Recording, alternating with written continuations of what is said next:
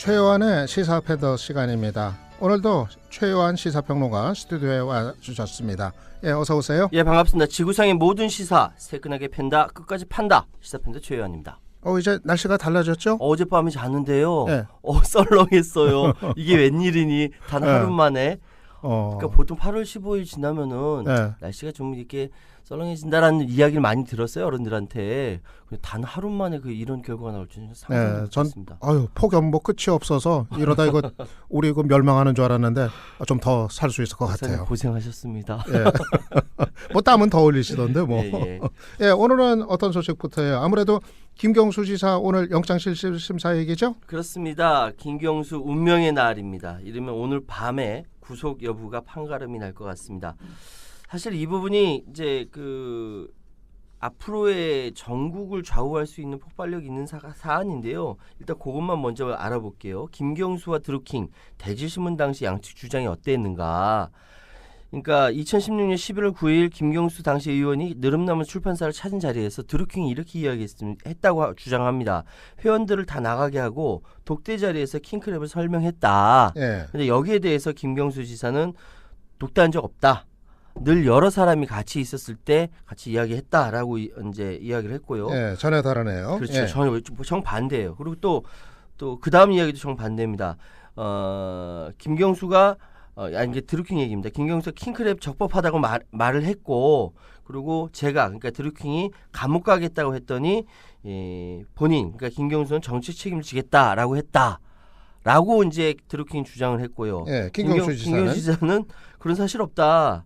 아니, 킹크랩이 적법하다는 사람에게 왜 감옥 가겠다고 사형 허락을 받냐. 말에 진술에 모순이 있다라고 이야기합니다. 이 말만 보면 확실하게 모순이 있는 것 같은데. 예, 이렇게 진술이 서로 전혀 다를 때는 결국 이제 증거인데 그렇죠. 판단할 수 있는 게. 그러니까 지금 증거가 결정적인 스모킹건이라고 이야기했던 돈 받은 사실. 이것이 없는 거거든요. 그러니까 정치자금법하고 공직선거법 이게 이번에 구속영장에 청구에 실리지 않았던 것이죠. 그래서 지금 상황이 이르면 오늘 밤에 그러니까 결론이 날 것 같은데 서울중앙지법 박범석 영장 전담 부장 판사가 10시 30분 방금 한 35분 전에 일단은 영장 실질 심사를 열고 이제 시작을 했습니다. 앞으로 이 부분이 어떻게 진행될 것인지 예측하기는 어려우나 그럼에도 불구하고 현재로서는 김경수 지사 쪽으로 좀 기울어지고 있다. 왜냐하면은 여기서 이 대목에서 이제 중요한 부분이니까 내기 한번 하죠. 예측해 보세요. 뭔 내기야? 어떻게 될 것 같아요? 저는 이 부분에 대해서 제가 예측할 때는 혐의 없음으로 나올 것 같아요. 지금 상황에서 가장 중요한 기각. 그러니까 혐의 없음이 아니라 기각. 그러니까 가장 중요한 특검에서 계속 이야기했던 드루킹의 진술이 대질신문에서조차 막혔고요. 지금 원래 이야기했던 정치자금법과 공직선거법을 특검 스스로 영장에 적시하지 못할 정도로 결정적인 증거가 없는 것이죠. 그럼 영장 기각으로 가게 되지 않겠느냐. 근데 지금 또 한 가지 더 문제는 자유한국당에서 드루킹 특검 연장을 또 주장하고 있단 말이죠. 이 부분, 그러니까 영장 기각하게 되면 더 이상 명분이 없을 텐데 이 부분 정치적으로 또 어떻게 풀어 나갈지. 결국은 이제 월요일날 코너 할 때 맞았는지 틀렸는지 이제 노회찬 전 의원의 사망과 맞물리면서 무리한 수사를 했다라는 비판의 목소리가 높아질 수도 있겠습니다. 월요일날 결과 어떻게 됐는지 이제 그때 또 놓고 얘기하는 거로 하죠. 어제 청와대에서 문재인 대통령이 여야 5당 원내대표하고 만났어요. 뭐 어떤 합의 있었죠? 일단은 가장 중요한 것은 이 5당이 같이 만나서 서로 대화를 하기 시작했다라는 그 자체가 가장 중요하다는 생각이 들고요. 근데 5당이 만나서 상설 협의체를 만들기로 했지 않습니까? 상설 협의체를 만들기로 했고 그 협의체를 통해 가지고 앞으로의 민생 현안이라든지 이런 문제들을 해결해 나가기로 합의를 했습니다. 합의한 거는 합의한 것이고요. 지금 중요한 것은 국회에서 어떻게 움직여지고 있나, 국회에서 도대체 어떤 일을 하고 앞으로 어떻게 벌어지고 있을 것인가, 그것이 더 중요하다는 생각이 들거든요. 예, 지금 뭐 중요한 법안들 국회에 가 있는 거 뭐 어떤 거 있어요? 지금 크게 두 가지로 나눠질 수 있습니다. 한 가지는 민생 법안이고요. 또 하나는 규제 혁신 법안입니다. 그러니까 민생 법안은 지금까지 계속 이야기 나왔던, 제가 여러 번 말씀드렸죠. 궁중족발 사태 같은 상가 임대차 보호법 개정안, 그리고 두 번째로는 재벌들의 갑질을 막아주는 대리점 거래 공정화법 개정안, 이 두 가지가 가장 핵심 법안이 될 것 같고요. 예. 규제혁신 법안은 지금 민주당이 밀고 있는 규제혁신 5법, 여기는 뭐 행정규제 기본법이라든지 금융혁신 지원 특별법이라든지 해서 5가지 법이 있습니다. 그리고 보수야당이 발의한 규제프리즘법이나 서비스산업발전기본법, 이거는 박근혜 정부에서 이야기했던 이 법안의 연장선상에 있습니다. 예. 그렇기 때문에 이 두 가지가 이 양쪽의 입장이 충돌을 할 것 같아요. 그런데 제가 좀 살펴보니까 정책이라는 것을, 한 정당에서 나오는 정책이라는 것은 자신이 대변하는 계급 계층의 이익에 아주 명확하게 복무한다 라고 말씀드리기 어렵지만 대략 그 방향으로 가는 것 같습니다. 예. 그런 법안들이 뭐 이를테면 어떤 것들이 있을까요? 예를 들어서 상가 임대차 보호법 개정안을 보면요, 더불어민주당, 집권여대 더불어민주당 같은 경우는 현행 그 임차인의 계약갱신 요구권을 현행 5년에서 10년으로 늘리자는 것이 핵심이거든요. 중간에 쫓겨나는 사태를 막자. 그런데 자유한국당 같은 경우는 이거는 임차인의 권리, 그러니까 내주는 건물주의 권리를 지나치게 침해한다, 예. 이런 입장을 갖고 있는 겁니다. 예. 보수 정당이니까 이제 그렇죠. 그런 거죠. 예. 만약에 상가 임대차 보호법 개정이 통과된다면은 반대급으로 건물주에게도 세제 혜택이라든지 이런 것도 줘야 한다. 이 완벽하게 다른 입장에서 서 있는데, 이런 입장에 서 있으면서 소상공인의 권리를 보호하겠다라고 이야기하면 좀 이상하지 않습니까? 근데 스스럼 없이 그런 이야기를 한다라는 것이죠. 예. 또 거꾸로 이야기해서, 자, 대리점 거래 공정화법 갑질 근절하겠다라는 겁니다. 여기 핵심은 잘못했을 때 징벌적 손해배상을 도입한다라는 것인데, 이 이유를 자유한국당이 한국 기업의 경영 활동을 위축시킨다라는 입장에서 반대를 하고 있어요. 그러니까 예. 보복행위, 그러니까 뭐 소위 얘기해서 본사의 보복행위 등의 제동을 걸기 위해서 이 징벌적 손해배상을 도입한다라는데, 이 보복행위라는 개념이 모호하다. 그 징벌적 손해배상을 도입하는 것이 기업에 부담이 된다라고 이야기를 하고 있는 것이죠. 예. 말이 되나 모르겠어요. 예. 이런 뭐 민생 법안들 뭐 앞으로 처리 어떻게 될까요? 8월 중에 이게 가능할까요? 지금 여론이라는 것이 굉장히 중요하지 않습니까? 그래서 저는 이게 여론에 따라 달라질 거라고 생각을 하는데요. 그 중에서 특히 그 건물주들에게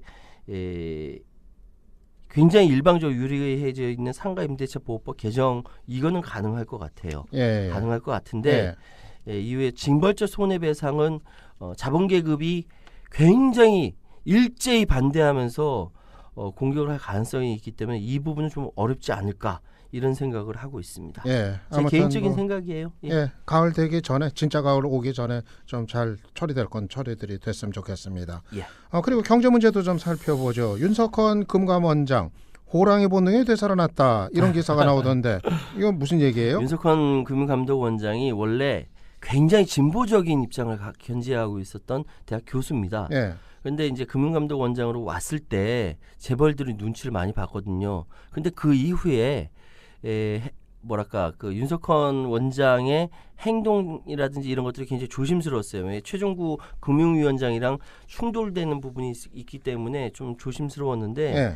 지금 바로 이제 문제가 불거지니까 브레이크를 잡고 나섰습니다. 바로 뭐냐면 즉시연금 미지급금 사태 때문입니다. 즉시연금이라는 게 뭐예요? 자, 이게 이제 우리 청취자 여러분들도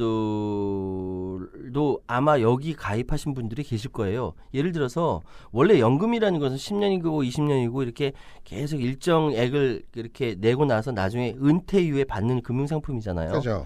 그런데 어떨 때 이제 갑자기 목돈이 생겨서 그걸 한꺼번에 맡기는 겁니다. 그럼 그 다음 달부터 뭐 1개월에 3개월 또는 6개월, 1년 이 단위 중 하나를 택해서 연금을 받는 거죠. 예. 목돈이 생겼을 때 그렇게 받는 것이 즉시연금이라고 하는데 이게 한때 2000년 초반에 굉장히 유행했었어요. 예. 그때 그때 이제 연금을 들었던 사람이 지금 돈을 받으려고 하다 보니까 원래 얘기했던 것부터 적네. 그래서 삼성 즉시연금을 들었던 사람이 소송을 냈습니다. 연금액을 왜 적게 내냐. 그랬더니 삼성에서는 그럴 리 없다, 그렇지 않다라고 이야기하는데 나중에 알고 보니까 삼성에서 사업비와 재원을 공제한다는 약관의 명시를 제대로 하지 않았어요. 예. 근데 지금까지 이런 그 금융상품이라든지 이런 것들이 충돌이 됐을 때 금융감독원이라든지 금융위원회가 보험회사라든지 금융기관에 손을 들어줬어요. 예. 일방적인 편을 들어줬다는 거죠. 예. 그런데 이번에 윤석헌 금융감독원장은 그렇게 하지 않고 잠깐만, 이게 지금 조금 복잡해서 그러니까 이게 무슨 문제가 생긴 거예요? 그래가지고 자, 이렇게 말씀드릴게요. 예. 보통 그 은행은 100만 원 넣으면 이자 주고 나머지 경비를 충당을 하거든요. 근데 보험사는 경비를 충당 먼저 하고 위험을 소비자에게 다 넘긴다. 다시 말씀드리면 특약이 많고 사업비가 빠져야 되는데 삼성이 약관에다가 그걸 제대로 명시를 하지 않았어요. 네. 돈이 이만큼 빠져나가서 보험회사에서 쓴다라는 걸 명시하지 않고 그냥 뭉뚱그려서 그 즉시연금이라는 개념을 가지고 소비자들을 모았던 거예요. 예. 그래서 소비자 보호가 제대로 안 됐던 겁니다. 예. 근데 예전에는 그런 일이 있음에도 불구하고 예. 금융감독원이라든지 금융위원회는 보험사 편만 들었지 금융소비자 편은 안 들었다고요. 근데 윤석헌 금융감독원장은 이거 아니다. 이거 삼성이 명확하게 잘못했고 삼성뿐만 아니라 대한민국의 즉시연금 상품을 판매했던 대부분의 보험회사들 다 잘못했다라고 얘기한 겁니다. 소비자 보호하려고 이제 칼을 빼든 칼을 그런 뽑아둔 거네요. 거죠. 근데 지금까지 그렇게 해왔던 금융감독원장이 한 번도 없거든요. 한 명도 없었어요. 다 손을 저쪽으로만 들어줬어요. 눈치 빠른 다른 보험사들은 납작 엎드렸는데 그나마 눈치가 빠르지 않고 금융 권력과 이렇게 결탁돼 있다고 하는 삼성에서 목을 뻣뻣이 쳐들은 겁니다. 그럼 이거 앞으로 고쳐지는 거예요? 이거 재판까지 간다라고 하는데 삼성생명에서 고개를 숙일 수밖에 없는 구조입니다. 왜냐하면 윤석헌은 모피아 인정 안 해요. 금융관료들 여기에서 고개 잘못 쳐들었다면 다 목을 칠 겁니다. 그렇기 때문에 저는 이번에 틀림없이 이 윤석헌 금융감독원장이 이런 보험사와의 투쟁에서 이길 거라고 보는데 여기에 대해서 뭐라고 주면서 평가를 하냐면은 감독원장이 이렇게 기존에 있었던 보험사와 거리를 유지하고 제자리를 찾은 것만으로도 이건 소득이 있는 것이다라는 평가를 받고 있습니다. 그래서 저는 여기서 한마디로 정리하겠습니다. 윤석헌 화이팅. 알겠고요. 예. 최요한 선생 이름이 요한이 아니에요. 예. 이게 뭐 종교하고 관계가 있는 거예요? 이거는요. 저희 부모님이 워낙 독실하셔서요. 제 이름을 저하고 단 한마디도 상의 없이 이름을 요한으로 지셨어요. 이게 무슨 소리냐? 저기 아니 아이 이름 질 때 아이하고 상의하고 짓는 부모는 없을 텐데요. 뭐 거의. 없었구나. 저기 어쨌든 저희 이름 부모님의 독실한 영향으로 이름이 요한이 되는데 덕분에 제가 불교 방송 못 나갑니다. 종교 얘기 잠깐 하시겠다고요? 하겠습니다. 자, 무슨 대한민국의 사찰에는 부처님이 계시다면 대한민국 사찰에 못 들어가실 것 같고요. 예수님이 계시다면 대한민국 교회에 못 들어가실 것 같아요. 왜? 사찰과 교회는 다 지금 기득권, 종교 비즈니스맨들로 꽉 차 있기 때문에 그렇다라고 말씀드리겠습니다. 이렇게 얘기하면 또 이런 말씀하세요.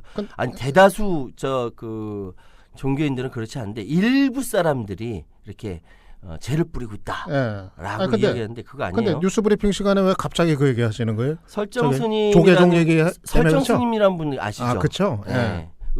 MBC PD 수첩에서 난리가 났었지 않습니까? 그러니까 비교하자면 조계종에서 탄핵했어요. 곤란하게 생겼고요. 지금 명성교회 김사만 목사 그 아들 김하나 목사 이렇게 세습을 했는데 세습이 아니다라고 총회 재판부에서 결정이 나고 나서 후폭풍이 어마어마합니다. 명성교회 교인들 엄청나게 떨어져 나가고 있다라고 합니다. 그래서 저는 여기서 말씀드리고 싶은 거는 대한민국의 진짜 종교인이 별로 없다. 다 종교 비즈니스맨들만 차 있다. 라는 생각이 들어서 이름이 요한인 제가 되게 섭섭해가지고 이렇게 말씀드리고 있는 거거든요. 그러니까 꼭 뭐 지금 불교계만의 문제는 뭐 아니라는 거 아니에요? 아니죠. 불교계의 문제만 아니라 기독교까지 포함해서 종교계 전체가 다 그렇고 진짜 종교는 얼마 시간 안 남았으니까 짧게 말씀드리고 정리하겠습니다. 진짜 종교는요. 대한민국에서 가슴 아픈 사람들, 낮은 사람들, 우리 주변에서 고통받는 이웃과 함께하는 사람이 종교인이고 그 사람들 사이에 부처님도 계시고 그 사람들 사이에 예수님도 계시다. 이 말씀 드리고 싶습니다. 맞아요. 근데 그런 분들은 또 뭐 어디 계신지 자기를 드러내지 않기 때문에 저도 그런 사람을 본받고 싶습니다. 저도 그렇게 살고 싶어요. 오늘 금요일 그게 잘 안 돼요. 욕심이 많아서 그런지 앞으로 겸손한 최의원이 되도록 하겠습니다. 알겠습니다. 금요일에 그런 다짐으로 오늘 끝내셨습니다. 지금까지 최의원 시사평론가였습니다. 고맙습니다. 다음 주 월요일에 뵙겠습니다. 안녕히 계십시오. 국민라디오 팟캐스트 응원하는 가장 쉬운 방법 아시나요? 다운로드하기, 별점 주기, 댓글 달기, 구독하기. 국민라디오 팟캐스트 널리 알리는 가장 쉬운 방법. 다운로드하기, 별점 주기, 댓글 달기, 구독하기. 기억하세요. 다운로드하기, 별점 주기, 댓글 달기, 구독하기.